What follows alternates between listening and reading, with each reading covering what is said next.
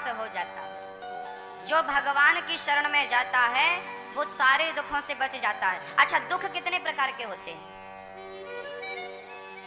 दुख होते हैं 3 प्रकार के, दैहिक, दैविक, भौतिक तापा, राम राज्य का हो नहीं व्यापा। दुख 3 प्रकार के। दैहिक, जो शरीर से उत्पन्न होते हैं उसे दैहिक ताप कहते हैं। शरीर से बहुत सारी बीमारियां पेट खराब होने से हो जाती हैं। लोग अक्सर बीमार रहते हैं, किसी को डायबिटीज है, किसी को फलाना है, किसी को। ये सारी बीमारियां आपने स्वयं बनाई हैं आपकी लापरवाही से। बड़े परेशान है, बड़ा दुख है, बड़ा दुख है शरीर का। ये दैहिक दुख है, शरीर से जो उत्पन्न हुआ, दैहिक ताप कहते हैं। एक ताप होता है दैविक ताप।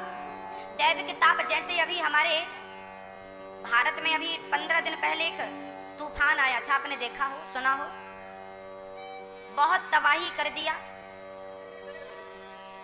जगन्नाथपुरी में तो बहुत था, उड़ीसा, पश्चिम बंगाल, इनको अपने लपेटे में उसने ले लिया।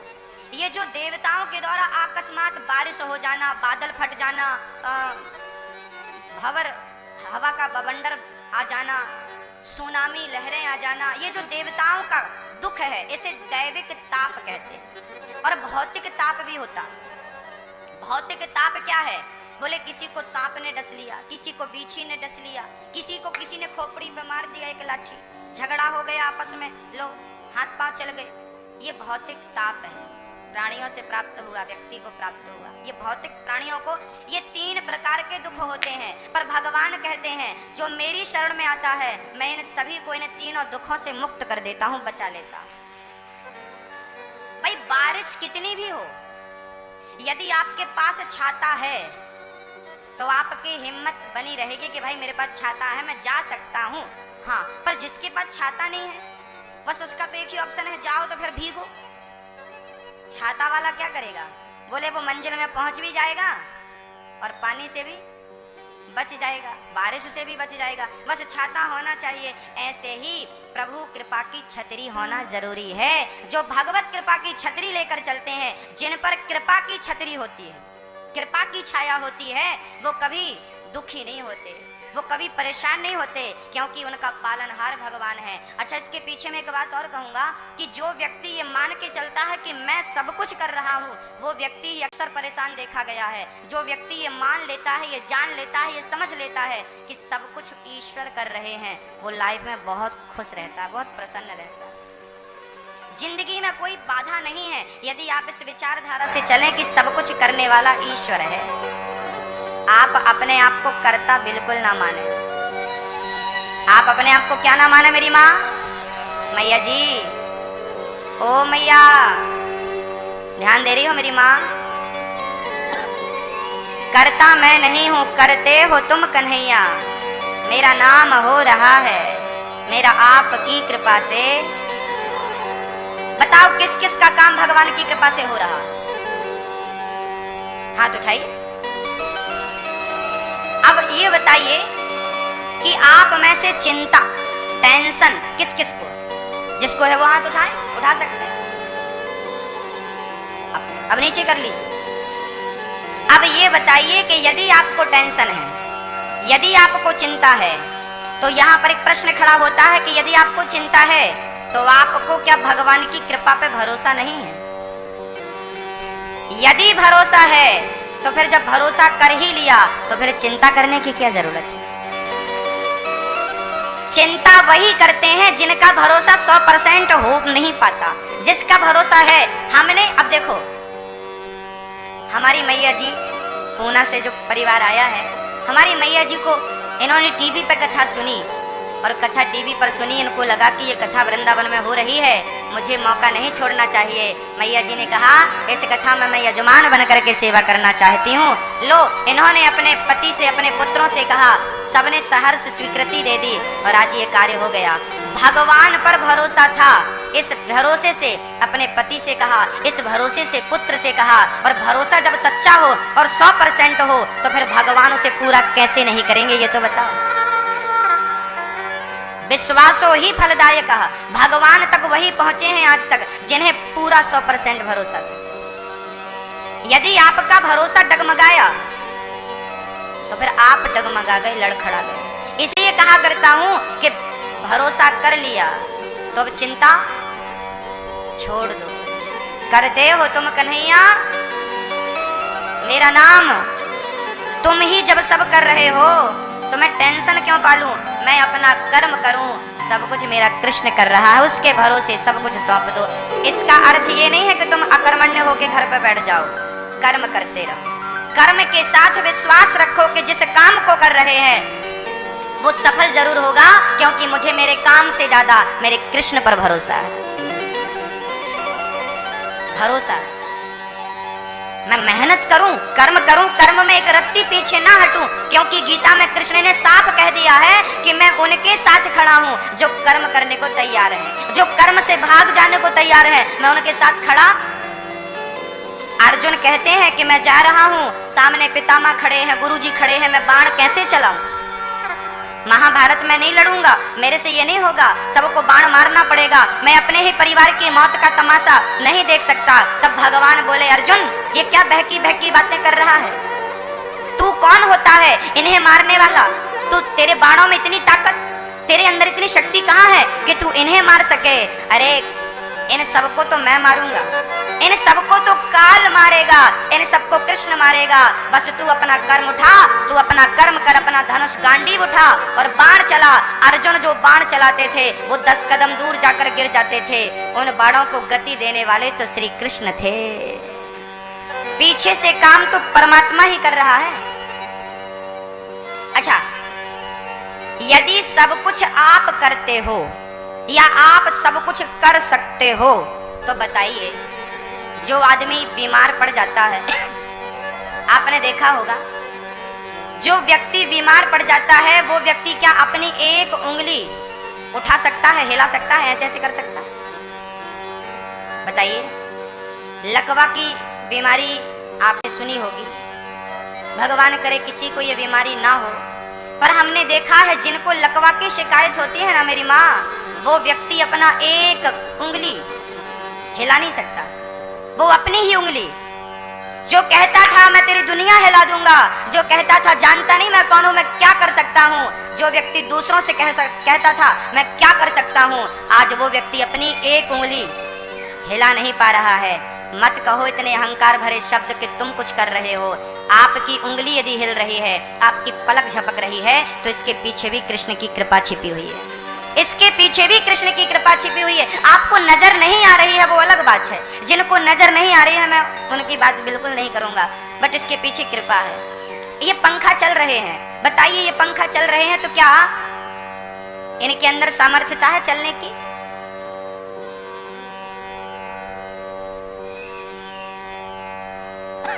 बताइए। ये पंखा चल रहा है ना मेरी माँ, तो इस पंखा के पीछे ये बिजली है, पावर है, ये बिजली काट दो तो क्या ये पंखा चलेगा? जैसे ये पंखा चल रहा है तो इसके पीछे कारण बिजली है, ऐसे ही हम चल रहे हैं, आप चल रहे हैं, इसके पीछे ईश्वर कारण है। बस उसी की कृपा से, उसी के प्रभाव से, उसी के पावर से आप, हम, सृष्टि, दुनिया सब सोसाइटी में, आपकी कॉलोनी में कुछ लोगों को ज्यादा कुछ समझ में आ जाए ना, ज्यादा इतिहास पढ़ लें, ज्यादा राजनीति कर लें, ज्यादा कुछ वेद पुराण पढ़ लें, तो वो अपनी अपनी छौंकते रहते हैं। अरे साहब तुम क्या जानो, हाँ बैठो हम समझाते हैं, हम बताते हैं। ये लोग ना ज्ञानी नहीं, ये अध कचरे लोग हैं। इनको अपने ही ज्ञान से ज्यादा अहंकार है। ज्ञान होना बुरा नहीं है, लेकिन अहंकार होना बुरा है। अरे रावण जैसा ज्ञानी कौन होगा, लेकिन ज्ञान के साथ अहंकार आया तो गली गली पुतले जलाए जा रहे हैं। यदि अहंकार है आपको आपके ज्ञान का, तो वो ज्ञान किसी काम का नहीं। नैष्कर्म्यप्यच्युत भाव वर्जितम न शोभते ज्ञान मलम निरंजनम। शास्त्र कहते हैं कि ज्ञान की शोभा तब है जब वो भक्ति से ओतप्रोत हो, भक्ति में डूबा हो, प्रेम में डूबा हो, हाँ प्रेम में डूबा हो। हमारे हैदराबाद से भैया जी आए हैं, आइए यहाँ, हाँ हैदराबाद से आए हैं भैया, आइए। ये इतने प्रेमी हैं, इन्होंने कहा कि अभी मैं 8 महीने से कथा सुनना शुरू किया हूँ और 8 महीने की कथा में इतने प्रेमी बन गए कि सोचिए हैदराबाद से बहुत बड़ा बिजनेस है आपका, सब छोड़कर बिहारी जी की शरण में आ गए। आइए,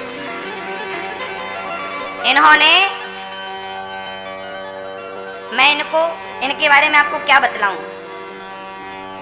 ये वो भक्त हैं जो वृंदावन में वृद्ध माताओं के लिए एक रूम का दान कर रहे हैं, एक कमरा बनवा रहे हैं वृद्ध माताओं के लिए।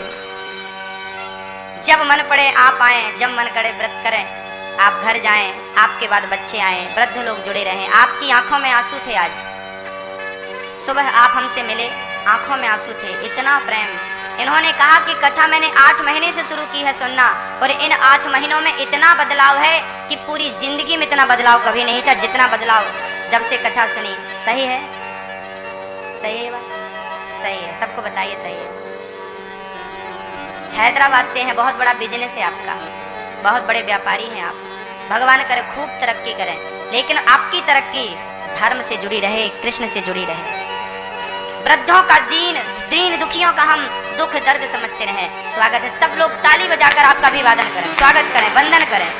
स्वागत है आपका, मंगल हो। आप विराजित, भगवत कृपा बनी रहे। आप बहुत सारे भक्त यहाँ बैठे हैं, मैं सबका परिचय आपसे कराऊंगा। जितना हो सके हमें वृद्धों के लिए, वृद्ध माताओं के लिए एक बात बताइए, क्या बच्चा, क्या माँ बाप, क्या माँ कभी अपने बेटे को रोने देती है? कौन सी माँ होगी जो अपने बेटे को रोने दे? है कोई इस दुनिया में ऐसी माँ? इस दुनिया में एक भी ऐसी माँ नहीं है जो अपने बच्चे को रोने देती है। रोने दे ना, किसी को दया नहीं आएगी, पर माँ तो दौड़कर कलेजे से लगा लेगी, हृदय से लगा लेगी। यदि माँ अपने बच्चे को नहीं रोने देती तो क्या हम अपनी माताओं को रोने दें? क्या हमारा फर्ज नहीं बनता कि हम उनके लिए हाथ बढ़ाएं? क्या हमारा फर्ज नहीं बनता कि हम उन माताओं की आंसू पोंछें? हम किस योग्य, ईश्वर ने हमें किस योग्य बनाया है? जिस योग्य बनाया है, अपनी योग्यता का सही परिचय देने का टाइम आ गया है। हमारे धन को धर्म से जोड़ने का टाइम आ गया है। अभी तक तो हम दान नहीं करते थे तो भी चलता था, पर अब नहीं चलेगा। अब आपको सहयोग इसलिए करना पड़ेगा क्योंकि ये भाव बना के करना पड़ेगा कि ये सहयोग हम आश्रम के लिए नहीं, हम अपनी माँ का सहयोग कर रहे हैं। अपनी माँ के लिए। आपकी बूढ़ी माँ जिंदा है तो उनके नाम से, और बूढ़ी माँ नहीं है तो अपनी माँ की स्मृति में, माँ की याद में एक माँ की सेवा हम सभी को करने का संकल्प लेना चाहिए। ये दास पूरी जिंदगी सेवा के लिए जिएगा। जब तक सांस रहेगी तब तक वृद्धों की सेवा और गरीब परिवार की बेटियों का विवाह। जैसा कि आपको विदित है कि हम हर कथा में गरीब परिवार की बेटियों का विवाह है। गरीब माता पिता इतना दहेज कहाँ से लाएं कि वो अपनी बेटी को इतना बड़ा पैमाना दे पाए, इतना कुछ धन धान्य दे पाए। देने लेने की बात बिल्कुल नहीं है, पर शादी विवाह में जितने खर्चे होते हैं एक आम पिता वो खर्चे भी नहीं उठा पाता। बारात को खिलाना, भोजन प्रसादी, टेंट का खर्चा, तो फलाना खर्चा, छोटे मोटे फिर भी खर्चे होते हैं। अरे हर बाप चाहता तो है कि कम से कम बिटिया को इतना सा मंगलसूत्र तो दूं। तो ऐसे गरीब पिता जो मजदूरी पर निर्भर हैं, ऐसे माँ बाप अपनी बेटी के विवाह में कहाँ से खर्च करेंगे? ईश्वर ने हमें सहयोग बनाया है तो क्या हम सहयोग नहीं कर सकते? हम सेवा नहीं कर सकते? तो ऐसी बेटियों का भी विवाह, ये दास अभी हर वर्ष 100 बेटियों का विवाह करने का प्रयास रहता है। कई 100 बेटियों का विवाह हो चुका, और बेटियों के साथ अब वृद्ध मेरी माताएं, जब इन माताओं ने हमसे कहा तो ही ये बात ख्याल दिल में आई कि अब हमें ये कार्य भी करना चाहिए, क्योंकि इसके पीछे ईश्वर का आदेश है। इस आदेश से आप कितने लोग जुड़ना चाहते हैं? इस प्रकल्प से आप कितने लोग जुड़ना चाहते हैं? और आप में से कौन कौन मेरे साथ इस काम में खड़ा है? आप कहें मेरे साथ। कौन कौन खड़ा है मेरे साथ इस कार्य में? हाथ उठा के कहें। जो खड़ा है मेरे साथ वो हाथ उठाएं। मैया जी आप नहीं खड़ी हो मेरे साथ इस कार्य में, माँ की सेवा के लिए? उठाओ हाथ। बस आपका सहयोग, आपकी उपस्थिति ही सबसे बड़ा सहयोग है। जिस प्रकार के योग ईश्वर ने बनाया है, करेंगे हम सब मिलकर करेंगे और अपनी माताओं की सेवा बहुत अच्छे से करेंगे।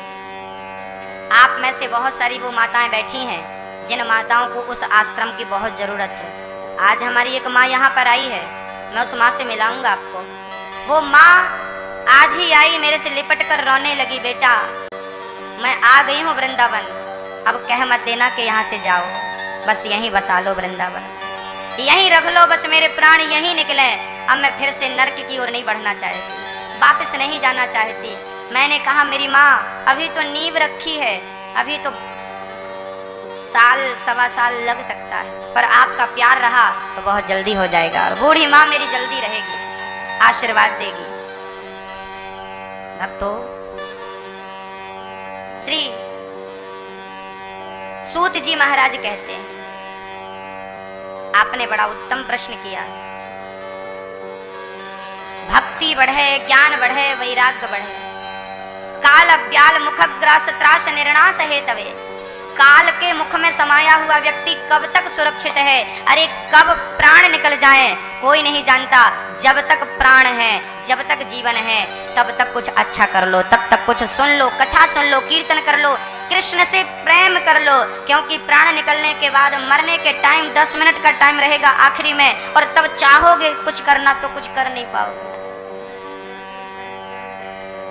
इसलिए काल व्याल मुखग्रास त्रास निर्णास हेतवे श्रीमद्भागवतम शास्त्रम कलौकीरेण भाषितम।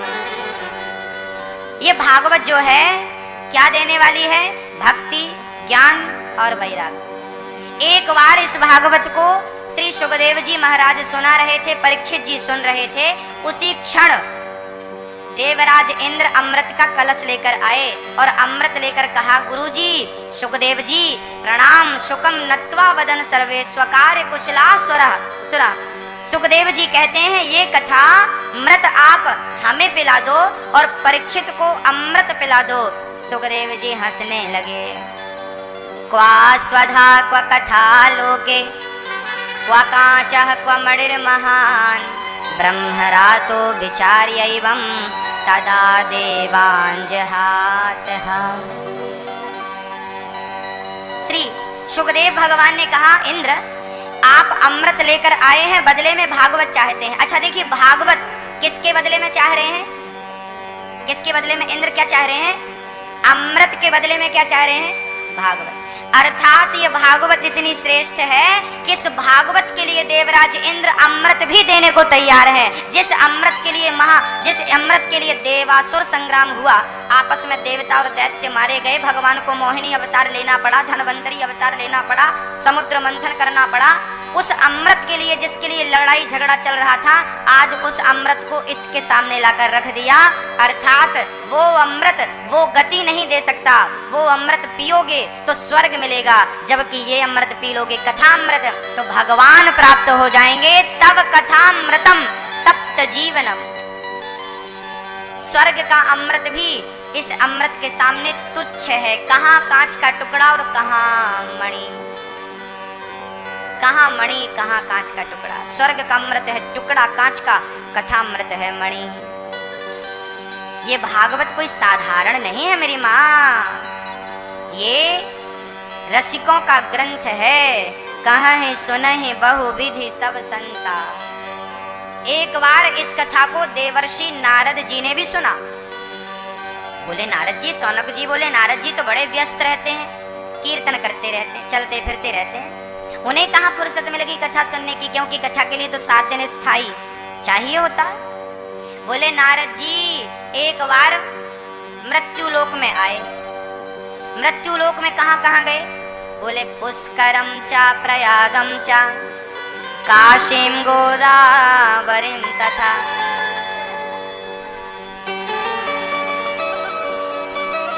श्री सुखदेव भगवान सूत जी कह रहे हैं कि एक बार नारद जी समस्त तीर्थों में गए।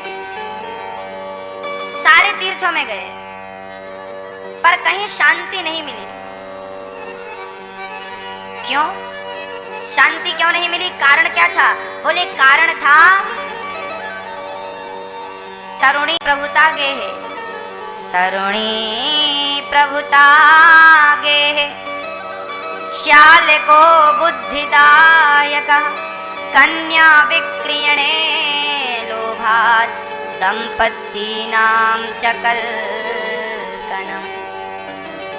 नारद जी जब तमाम तीर्थों में गए, पुष्कर, प्रयाग, काशी, गोदावरी, हरिक्षेत्र, कुरुक्षेत्र, रंगनाथ, सारे तीर्थों में गए, ना पश्यम पुत्र मिच्छरमा, नारद जी को कहीं शांति नहीं मिली। तब नारद जी संतों के घर चले गए, वहां भी शांति नहीं। तब नारद जी गृहस्थों के घर आ गए, आप लोगों के घर। किस लिए आए? किस लिए आए? शांति पाने के लिए। पर शांति होए तो मिले, शांति थी ही नहीं मैया जी। अच्छा, आपके घरों में शांति है कि नहीं? किस किस के घर में शांति है? सबके घर, बाकी लोगों के घर पे नहीं है। अच्छा, शांति कहाँ मिलती है? बाजार में? शांति बाजार में नहीं मिलती, शांति बाहर से लाई ही नहीं जा सकती। शांति तो अंदर का सब्जेक्ट।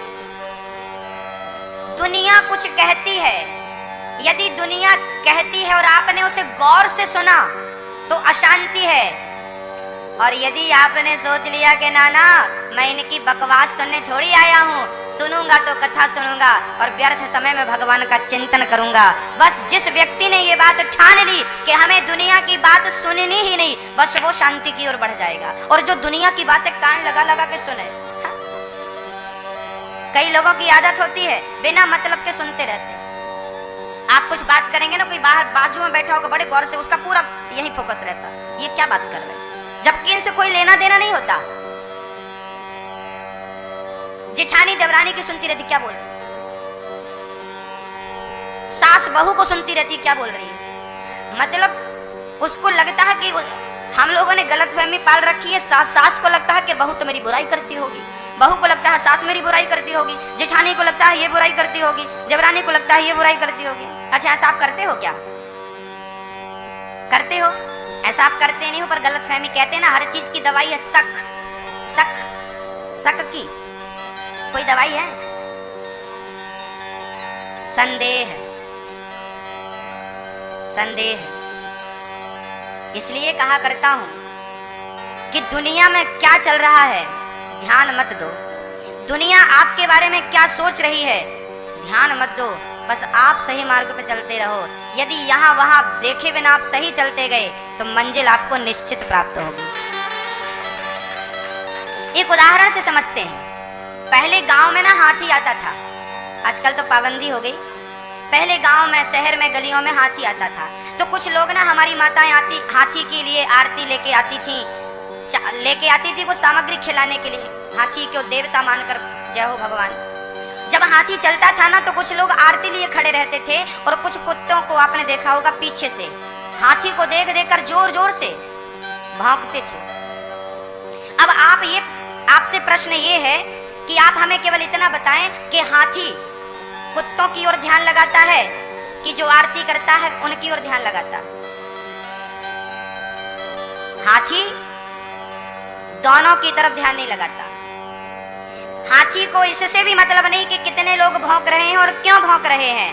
हाथी को इससे भी मतलब नहीं कि आप पूजा कर रहे हैं तो क्यों कर रहे हैं। हाथी तो मस्ती से अपने गंतव्य की ओर बढ़ता जाता है, लक्ष्य की ओर बढ़ता जाता है। उसे कोई फर्क नहीं पड़ता कि लोग हाथ जोड़ रहे हैं कि लोग भौंक रहे हैं। आप जब चलेंगे तो आरती उतारने वाले भी मिलेंगे, भौंकने वाले भी मिलेंगे।